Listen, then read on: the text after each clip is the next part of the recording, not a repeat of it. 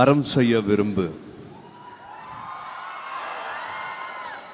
இந்த ஒரு எண்ணத்தில் ஆரம்பிச்சதுதான் அகரம். அத்தனை பேர் அத்தனை பிரச்சனைகள் இருக்கு. ஒவ்வொருத்துக்கும் வந்து ஒரு ஒரு விதமா தனி மனிதர்களா நிறுவனங்களா வந்து நிறைய உதவிகளும் நிறைய மாற்றங்களும் இந்த சமுதாயத்தில் செஞ்சுட்டு இருக்காங்க. நான் நடிக்க வந்ததுக்கு அப்புறமா 2006 எனக்கு என்ன நடந்துட்டு இருக்குது, எனக்கு எப்படி இவ்வளோ அன்பு கிடைக்குது, இவ்வளோ அன்பு இவ்வளோ மரியாதை, இப்படி ஒரு இடம் கொடுத்துருக்காங்களே, அப்படி நான் என்ன திரும்பி செய்ய முடியும் அப்படிங்கிற நன்றி உணர்வு தான் அகரம். அந்த அகரம்க்கு எனக்கு வழி காமிச்ச ஞானவேல் அவர்களுக்கு நான் எவ்வளோ நன்றி சொன்னாலும் பத்தவே பத்தாது. தங்கைகளா தம்பிகளா 15 வருஷம் ஆயிடுச்சு விதை. எப்படி இருக்கீங்க? இதெல்லாம் பார்க்க எப்படி இருக்கு?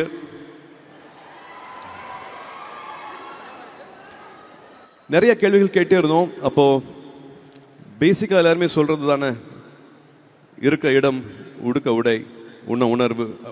அந்த உணவு, உடை, இடம் இதெல்லாமே அடிப்படை தேவைன்னா அதே மாதிரி அடிப்படை தேவை கல்வி அப்படிங்கிறத நாங்கள் புரிஞ்சுக்கிட்டோம். அந்த கல்வியை கொடுத்துட்டா மற்றது எல்லாமே அவங்களே செஞ்சுப்பாங்க அப்படிங்கிறத அப்பவே உணர்ந்தோம்.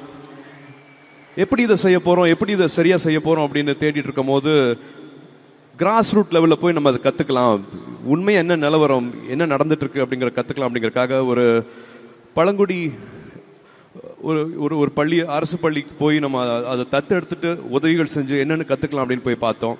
அப்போ தான் அங்கே 6ஆவதுலேருந்து 12ஆவது படிக்கிற மாணவர்களோட குடும்ப சூழல், அவங்க வாழ்வாதார சூழல், அவங்க எந்த நிலைமையிலேருந்து படிக்க வராங்க, எதனால் வந்து பாதியிலே படிப்பை விடுறாங்க, என்னென்ன பிரச்சனைகள் அங்கே நடக்குது அப்படிங்கிறத வந்து நேரடியாக அங்களால் பார்க்க முடிஞ்சுது. இது எல்லாத்தையும் எப்படி செய்யலாம், அந்த படிப்பை நம்பணுமே அப்படிங்கிறதுக்காக வந்து ஹீரோவா ஜீரோவா அப்படின்னு ஒரு சின்ன ஒரு குறும்படம் எடுத்தோம். அதில் விஜய் அவர்கள் நடித்தார், மாதவன் அவர்கள் நடித்தாங்க, என்னோட ஜோ நடித்தது, நாங்கள் 4 பேர் சேர்ந்து நடித்தது. எல்லா கிராமத்துக்கும் எல்லா பள்ளிகளுக்கும் வந்து அரசு கொண்டு போய் அதை சேர்த்தாங்க.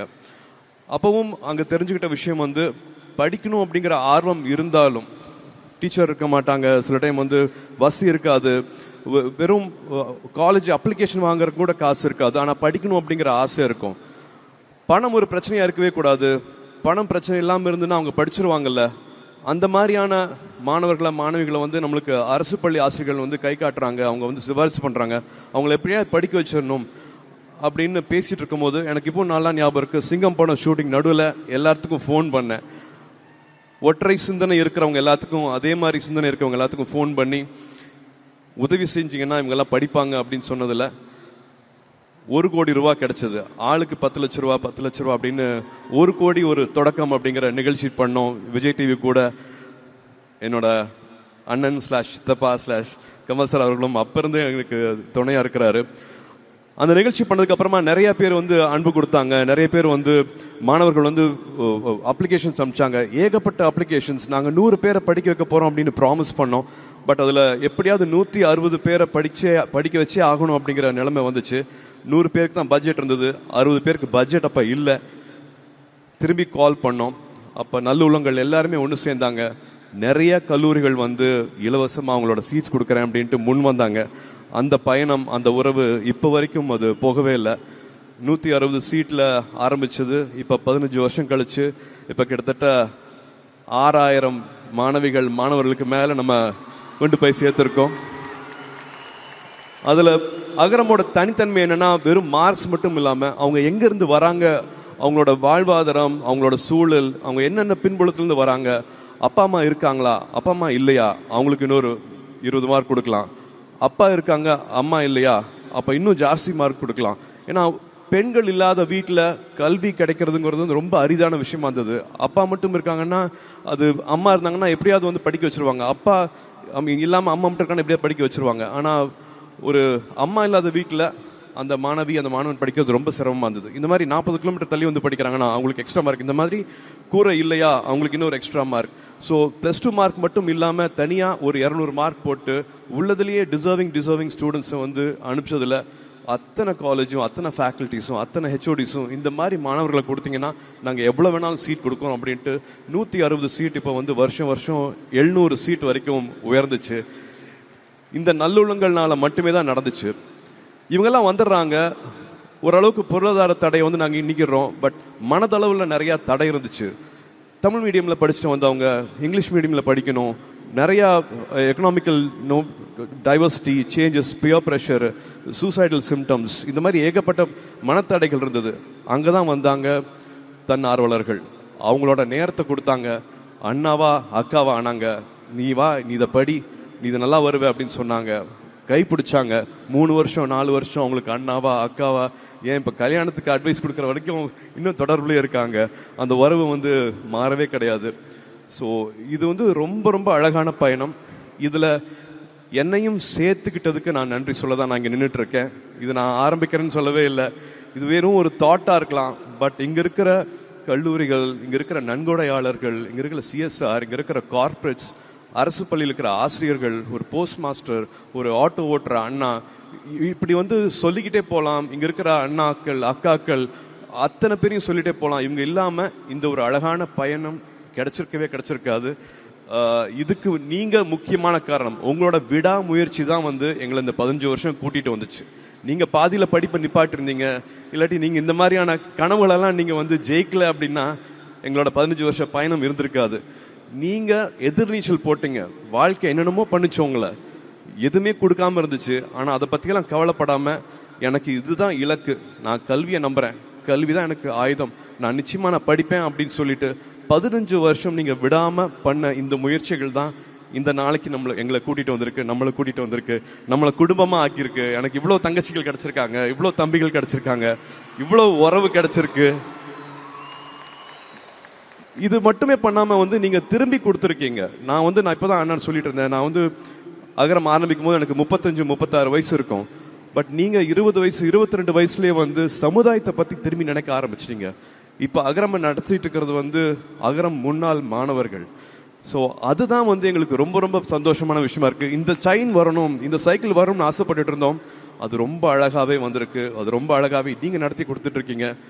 கற்க கசடர கற்பவை நிற்க அதற்கு தக அப்படிங்கிற மாதிரி படிச்சதையும் பெற்றதையும் திரும்ப பல மடங்கா நீங்க கொடுத்துட்டு இருக்கீங்க. அதோட சந்தோஷம் சொல்லி மாளாது. இதுக்கு எல்லாமே வந்து ஒரு தாட் வந்துச்சுன்னா வந்து அகரம்ல இருக்கிறவங்க எல்லாருமே வந்து நிச்சயமா காரணம். நான் வந்து ஞானவேல் சொல்லுவேன், ஜெயஸ்ரீ சொல்லுவேன், ஆண்டனி சொல்லுவேன், கவிதா சொல்லுவேன், இன்னும் பின்னாடி இருக்கிற 1000 பேர் அத்தனை பேரையும் சொல்லணும். அகரம் இவ்வளவு கட்டுக்கோப்பாக, இவ்வளவு எதுவுமே இல்லாம தாமஸ் அங்கிள் சொல்லணும். இப்படி சொல்லிட்டே போயிட்டே இருக்கலாம். இவங்க எல்லாமே வந்து நம்மளுக்கு வழிகாட்டி வேணும். எனக்கு ஆரம்பிச்சது வந்து அப்பா தான். வீட்டில் நடந்த +2 ஃபங்க்ஷன்ஸ் தான் வந்து எனக்கு இந்த நிலைமையை வந்து கண்கூட பார்க்கறதுக்கு, நான் கனெக்ட் பண்ணிக்கிறதுக்கு எனக்கு ஒரு வாய்ப்பாக இருந்துச்சு. அப்படி பண்ணா இன்னும் அப்பாவுக்கு உதவி செஞ்ச ஆறுமுகம்னு எங்களுக்கு தூரத்து சொந்தக்காரர். அப்பாவை வந்து அடிக்கடி பார்த்து கூட கிடையாது. அப்பாவை கிட்டத்தட்ட ஒரு 14-15 வயசுல கிராமத்திலிருந்து இங்க கூட்டிட்டு வந்து வழிகாமிச்சு அவர் வழிகாட்டி இருக்கிறாரு. அந்த மாதிரி ஏகப்பட்ட வழிகாட்டிகள் இருக்காங்க அகரம் உருவாகிறதுக்கு. சிரஞ்சீவி சார் ஒரு வழிகாட்டின்னு சொல்லலாம். இன்னும் எத்தனையோ பேர் வந்து வழிகாட்டிகள்னு சொல்லலாம். ஆனா எனக்கு பர்சனலா ஒரு முக்கியமான வழிகாட்டி இருக்கிறாரு. இந்த விரல் இருக்கு இல்லையா, இந்த விரலுக்கு வந்து நிறைய அர்த்தங்கள் சொல்லலாம். இது கேள்வி கேட்கிற விரல் சொல்லலாம், குறை சொல்ற விரல்னு சொல்லலாம், மிரட்டுற விரல்னு சொல்லலாம். ஆனா இதே விரல நம்ம இப்படி கீழே காமிச்சோம்னா, நான் இருக்கேன், விரலை பிடிச்சிக்கோ, நீ வா அப்படின்னு கூட்டிட்டு போற விரல் இருக்கு இல்லையா, எனக்கு அந்த விரல், எனக்கு அண்ணா /சித்தப்பா நம்மளோட கமல் சார் இது ஏற்கனவே சொல்லியிருக்கிறாரு.